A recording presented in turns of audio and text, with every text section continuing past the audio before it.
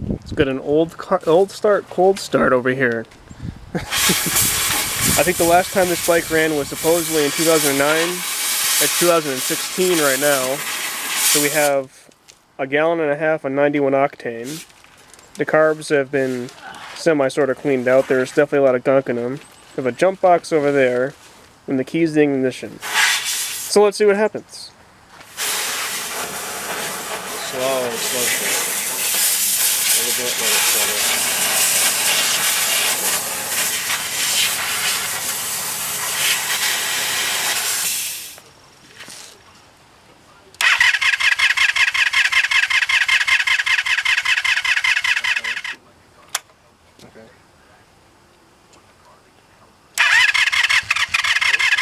Got a little splutter. Need more gas. We will probably need more gas. We probably will, for sure. Wow. Oop, I need the whole choke apparently. I think it's out. And we also don't have power. We need to hook up that power better.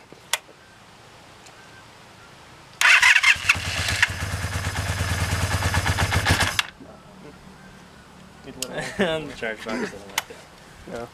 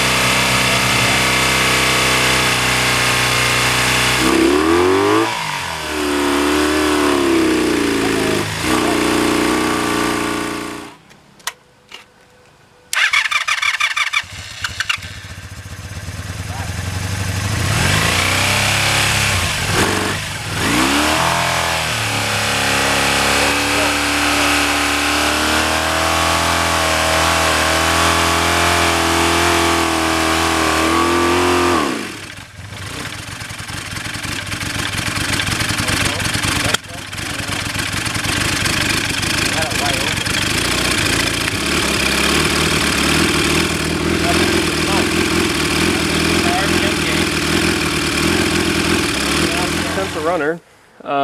Both back cylinders are definitely firing all the time.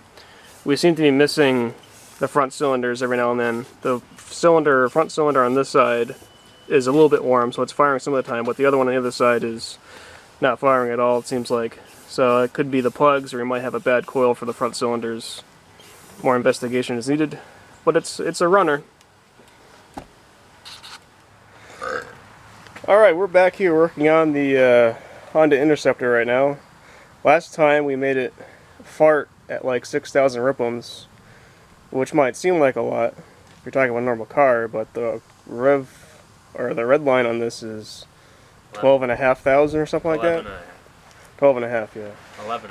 11.5. All right. Either way, we're missing a lot of potential here. And what we found out is that the front cylinders aren't really firing all the time, so we're going to check the spark. And then we might pull the carbs back out and see what's going on, or we probably will. Make sure nothing plugged again. Yeah. So right now we're gonna disassemble some stuff so we can pull spark plugs and check spark to eliminate the coils as a possible reason why the front cylinders aren't firing all the time. Maybe we'll get 12,000 RPMs out of it. Maybe we should just go buy 4 spark plugs. Aren't they kind of cheap? Yeah, spark plugs are fairly cheap. Yeah. So we got the back spark plugs out. One thing we were checking was the gap with the spark plugs. These spark plugs look like they're in alright shape. For wondering, the gap on a Honda Interceptor 500 is 35 thousandths of an inch. So we have our fancy gapper thing. The biggest is, of course, a 30. So we're going to make a 35 by taking the 5 thousandths of an inch and combining it with the 30 thousandths of an inch, and then you can just slip it in there and check your gap.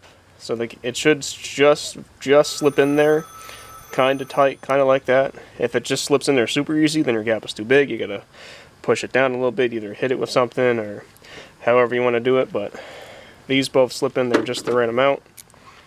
So the gaps on these are good. The front spark plugs are, of course, much more difficult to get at. So what we're going to attempt to do, which is what Brad over there is doing, is we're going to take the upper hose off the radiator, hopefully not lose any coolant, slip the radiator out this side, and should open up the front of the engine area. Much cooler, not lose. Much cooler. Well, hopefully none. Well, yeah, good luck. I mean, somebody else was skilled enough to break it without breaking it, so... The electrode on top of that spark plug is a little bit fucked up. I won't say who did that, but... Why? We didn't. I wasn't going to say that. So we went out to the local parts store and got ourselves a new set of sparklers. Since those are okay, but we decided just to change them, just, we're going to probably shit anyways, whatever.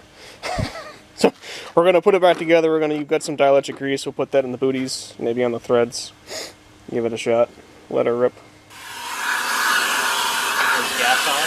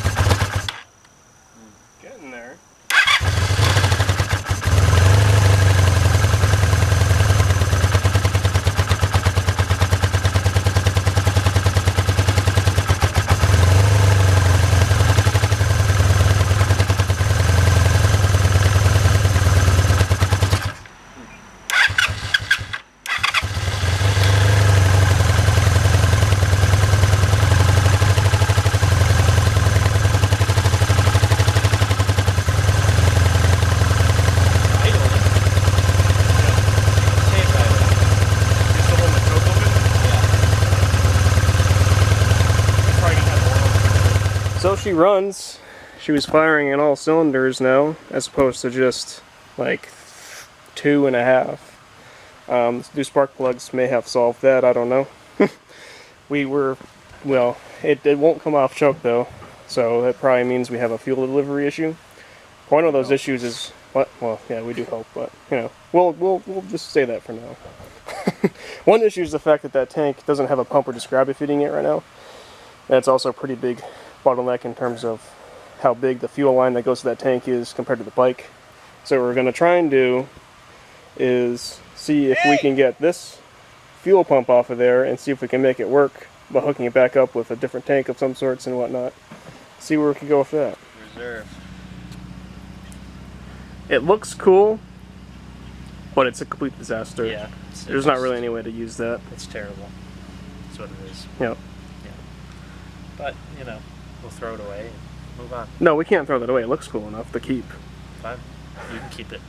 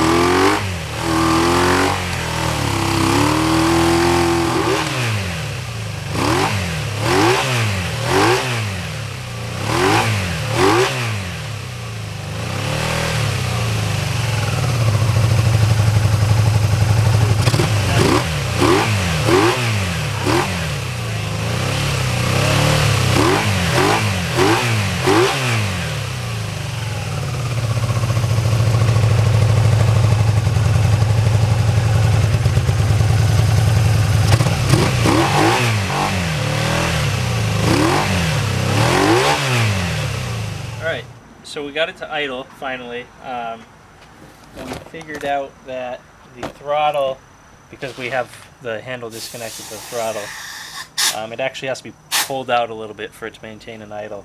Otherwise the RPMs will just drop out completely. So it idles, we got it up to 11,000 RPM, so it goes. We got it in gear. I think we got first and second out of it. Didn't really try for any others. So it seems like it's savable. Looks like it's a good bike. Alright, so until next time. Be sure to like the video, subscribe, leave us a comment, tell us that we're retarded. Check us on a Facebook, link is in the description.